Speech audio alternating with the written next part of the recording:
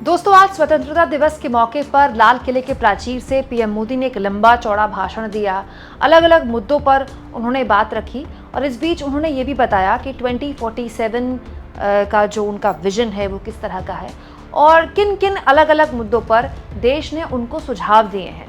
बहुत सी चीज़ों का उन्होंने जिक्र किया, लेकिन इस बीच मीडिया को लेकर उन्होंने एक बात बोली जिसको सुन के एक पत्रकार के तौर पर मुझे अच्छा भी लगा, लेकिन फिर मैं सोच में भी पड़ गई। वो बात क्या थी, पहले वो सुनिए, उसके बाद मैं आपको अपनी चिंताएं और अपना विमर्श बताऊंगी।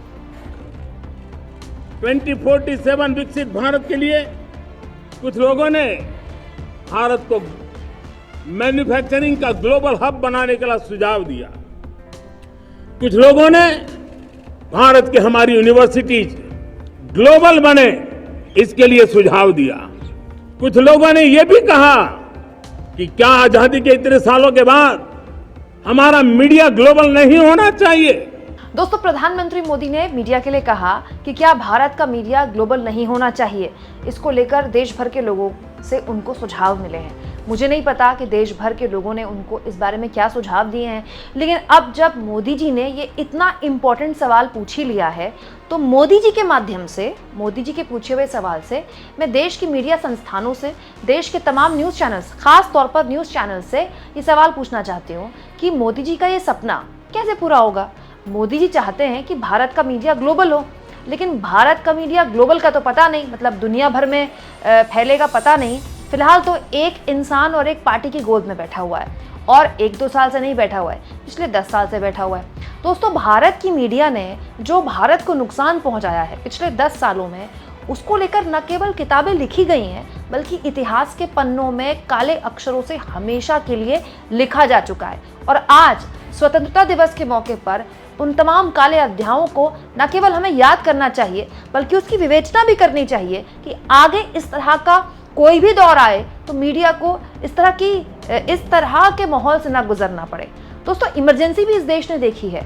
जब देश के अखबारों को बंद कर दिया गया, उस वक्त तो टेलीविज़न इतना था नहीं, लेकिन उस वक्त भी इंडियन एक्सप्रेस जैसे अखबार थे जिन्होंने अपने पन्ने खाली छोड़ दिए, लेकिन सरकार की जी हजूरी नहीं की। पिछले 10 सालों में तो न्यूज़ चैनल्स ने देश को जितना नुकसान पहुंचाया है, मुझे लगता है किसी पार्टी की विचारधारा या कोई पार्टी भी इतना नुकसान नहीं पहुंचा सकती। दोस्तों, न्यूज़ चैनल्स के एंकरों ने खुलेआम देश में हिंदू मुसलमान किया, नफरत फैलाई, सालों तक मौलवी और पंडितों को बिठाकर एक धर्म विशेष और एक समुदाय विशेष के खिलाफ खुलेआम जहर उगला। तो ये जहर इस लेवल पर पहुंच गया कि सुप्रीम कोर्ट ने हाल के सालों में न्यूज़ चैनल्स और न्यूज़ एंकर्स पर जो टिप्पणियां की हैं वो परेशान करने वाली हैं। आज़ाद भारत के इतिहास में, हमारे आज तक के इतिहास में कुल मिलाकर भी मीडिया के खिलाफ इतनी ऐसी कड़ी टिप्पणियां देश की सबसे बड़ी अदालत ने नहीं की जो पिछले 10 सालों में की है।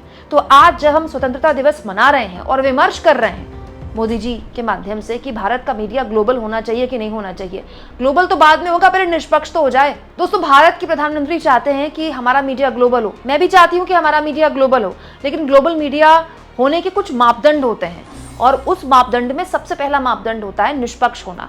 और उस निष्पक्ष होने की प्रक्रिया में आपको सबसे पहले अपने आप से, घर से निष्पक्ष होना चाहिए। जिस मीडिया की इतनी हैसियत नहीं है कि वो सरकार से सवाल पूछ सके, जिस मीडिया की इतनी औकात नहीं है कि वो सरकार के बड़े गलतियों पर, सरकार के बड़े मामलों पर उससे आंख में आंख डालकर कुछ तीखे सवाल पूछ सके, वो मीडिया ग्लोबल कैसे होगा। हाँ, एक मामले में मीडिया ग्लोबल हुआ है हाल के सालों में, मजाक उड़ने के मामले में। दोस्तों, ये वो मीडिया है जिसने 10 सालों में युद्ध के नाम पर वीडियो गेम की वीडियोस चलाई हैं।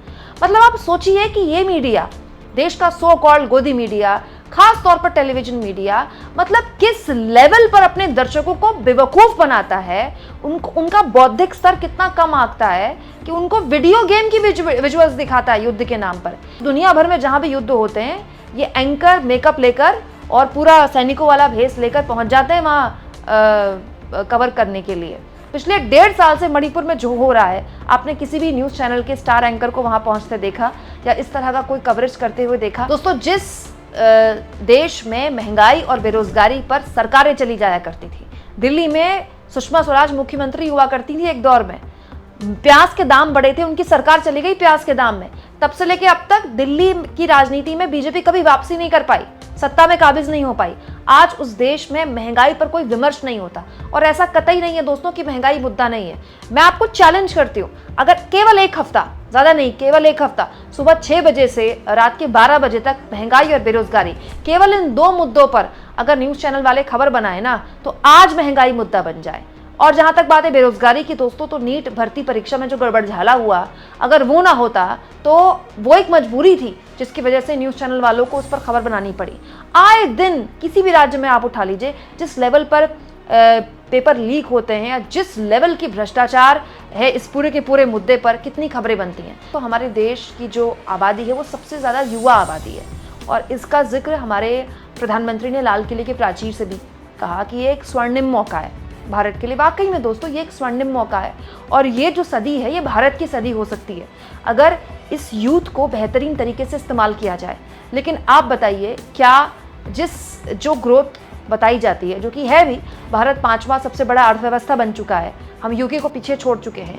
जीडीपी के आंकड़े क्या मौजूदा दौर में रोजगार के आंकड़ों से कहीं मैच करते हैं?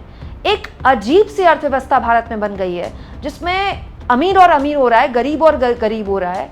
बेरोजगारी के जो अवसर है वो लगातार कम हो रहे हैं, और बेरोजगारी पर, सबसे इंपॉर्टेंट दोस्तों, बेरोजगारी जैसे मुद्दे पर सरकार से सवाल पूछने को राजी नहीं है मीडिया। ऐसी मीडिया ग्लोबल कैसे बनेगी दोस्तों? जो मीडिया विपक्ष को राष्ट्र विरोधी, देश विरोधी बताती हो, वो मीडिया ग्लोबल कैसे बनेगी?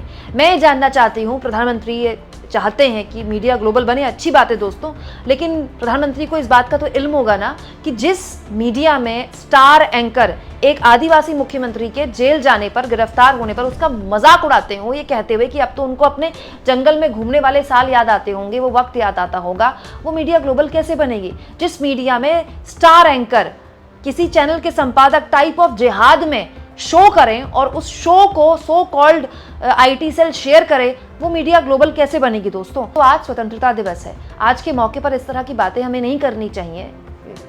बात सच है, हम एक पत्रकार के तौर पर मुझे भी अच्छा नहीं लग रहा है, लेकिन क्योंकि मोदी जी ने ये बात बोली इसलिए मुझे लगा कि इस पर बात होनी चाहिए। कहीं मोदी जी मीडिया को कोई सबक तो नहीं सिखा रहे हैं, कोई सलाह तो नहीं दे रहे हैं, और अब मोदी जी सलाह दे रहे हैं तो मीडिया को मान ही लेनी चाहिए। दोस्तों आज सुबह से ही मैं टेलीविजन देख रही हूँ, न्यूज़ चैनल्स देख रही हूँ, क्योंकि लाल किले की प्राचीर से प्रधानमंत्री का राष्ट्र के नाम संबोधन होता है और एक महत्वपूर्ण एक घटना होती है, और वैसे भी बहुत अच्छा लगता है एक नागरिक के तौर पर 15 अगस्त 26 जनवरी को अलग अलग कार्यक्रम देखना। हमारा राष्ट्र पर्व है, हम बचपन से देखते आए हैं, तो आज तो देखना ही था। लेकिन आज सुबह से मैं सारे न्यूज़ चैनल्स भी देख रही हूँ दोस्तों। 15 अगस्त का ये कार्यक्रम हम सबका साझा जश्न है, लेकिन सारे न्यूज़ चैनल्स में इस कार्यक्रम का जो फोकस है वो केवल इस पर था कि मोदी अब क्या कर रहे हैं, मोदी अब क्या कर रहे हैं, मोदी अब क्या कर रहे हैं, मोदी ने अब क्या बोला, मोदी ने अब क्या बोला। मैं मानती हूँ दोस्तों कि आज का दिन सवाल उठाने वाला नहीं होता, कोशिश की जाती है कि आज के दिन को एक व्यापक विमर्श और व्यापक चर्चा के रूप में लिया जाए, लेकिन आज का दिन मोदी जी का कोई इवेंट नहीं है, देश का एक इवेंट है, देश के एक जश्न का इवेंट है। मोदी जी ने इस साल कौन से कलर की पगड़ी पहनी, उस साल किस कलर की पगड़ी पहनी, इस साल किस कलर की पगड़ी पहनी, न्यूज़ चैनल में इस लेवल पर विमर्श हो रहा था। तो एक सो कॉल्ड टीआरपी में नंबर 2 नंबर 3 वाला चैनल राहुल गांधी का मजाक उड़ा रहा था कि देखिए राहुल गांधी आज एलओपी के तौर पर आ गए हैं, सोच रहे होंगे यहाँ तक भी आ गया तो बहुत बड़ी बात है। आप ऐसे न्यूज़ चैनल्स को ग्लोबल होने का सपना देखेंगे? ऐसे न्यूज़ चैनल्स के लिए, ऐसी मीडिया से आप क्या उम्मीद करेंगे दोस्तों आपको क्या लगता है? एक नागरिक के तौर पर भारत की मीडिया ग्लोबल हो ये महत्वपूर्ण है, लेकिन भारत की मीडिया निष्पक्ष हो ये सबसे ज्यादा क्या जरूरी नहीं है? और ऐसे लोग जो इसमें रोड़ा बने हुए हैं उनका क्या किया जाए? कमेंट बॉक्स में जरूर लिखें, और जितना हो सके दोस्तों चैनल को शेयर भी करें, सब्सक्राइब भी करें, और थैंक्स और ज्वाइन के ऑप्शन से अगर आप चाहें तो कुछ आर्थिक मदद भी चैनल की जरूर करें। अगर आप ऐसा करना चाहें दोस्तों तो प्लीज करें, क्योंकि इससे ही मेरी इस आज़ाद पत्रकारिता की मुहिम को बल मिलता है।